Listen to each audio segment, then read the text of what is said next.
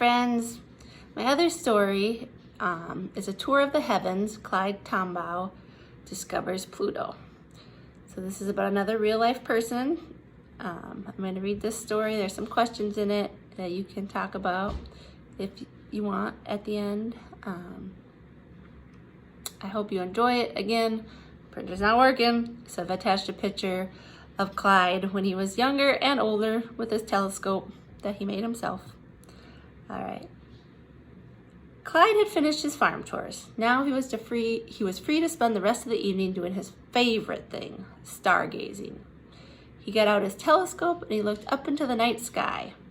While he looked at the moon and the stars, he wondered about the universe. What do you think he was thinking about when he wondered the universe? Looking at the universe, wondering about it? What questions? Do you think he was thinking, does any other planet have life? Are there aliens out there somewhere? If there are they friendly or dangerous? Can we communicate with them? How far away are stars and planets? Will anybody be able to travel to space ever? Could we maybe live on another planet? Why does Mars look reddish? What makes a shooting star streak across the sky? Why do planets circle the sun? Clyde was filled with curiosity and questions. The telescope he had wasn't strong enough to get him answers. He wanted to see more, to see things more clearly. He decided to build his own telescope. He searched his parents' farms for old pieces of machinery that he could use. He painstakingly ground mirrors for the reflective powers. His father let him have a shaft from his car. With these materials, Clyde made himself a powerful telescope. That's in the picture that's attached to the email. Now he could see much detail when he watched the planets. He drew pictures of what he saw, but he still wanted to know more. So he sent his drawings of Jupiter and Mars to some astronomers. He hoped they would give him some information. Instead, they were so impressed with his pictures that even though Clyde had not gone to college yet, they offered him a job. Another scientist, Percival Lowell, was sure there was another planet farther away from the Earth than Neptune, but so far, no one had been able to find it. Clyde went to New Mexico. He spent every night in an unheated observatory looking through the telescope for planet X and taking pictures of the sky. Through the long, cold nights, Clyde tried to glimpse a new planet. Later in his life, he liked to say, "I've really had a tour of the heavens." Finally, when he was 24 years old, Clyde took a photograph of the night sky that showed a strange shifting of light. There was a planet beyond Neptune.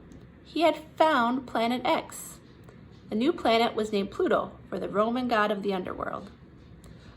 All his life, Clyde loved learning about the universe. Over the years, he discovered more than 100 asteroids, comets, and superclusters of galaxies. He thought exploring and learning were so important that he became an astronomy teacher. He helped other people investigate the sky, sometimes using the huge 2-story telescope he built in his own backyard. He loved learning so much that he and his wife helped to start a Unitarian Universalist church when they lived in New Mexico. Clyde knew a congregation, like an observatory, could be a very good place for seeking truth. Clyde died a very old man in 1997, but our story does not end there. You see, now scientists have decided Pluto isn't really a planet after all. New telescopes see much more detail than even Clyde's most powerful telescope could see. We now know there are many objects in the space about the same size as Pluto. Could there really be dozens and dozens more planets? Or are these smaller objects something else? The scientists voted and agreed on 3 rules to determine whether an object in space is a planet. It has to orbit around the sun, it has to be large enough that its surface becomes smooth and round, and it must be large enough to clear other objects out of its orbit. Pluto does not meet these new rules. It's too small. Percival Lowell had been curious to find Planet X. Because of his questions, Clyde Tombaugh was hired to search the night sky. When Clyde discovered Pluto, everyone thought it was a planet. Then, new telescopes showed us many other objects in space like Pluto, and scientists made a new category, dwarf planet. Clyde's wife, Patricia, said Clyde would have been disappointed about the vote, but as a scientist, he would have understood. When we seek the truth, it feels good to make discoveries and find answers.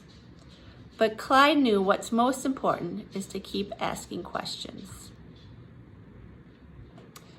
So my questions for you. I wonder, what are you really curious about? Or what do you love to learn about?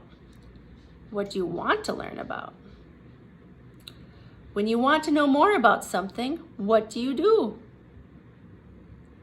What could you do? Have you ever really believed one thing and then learned it was not true? What was that like?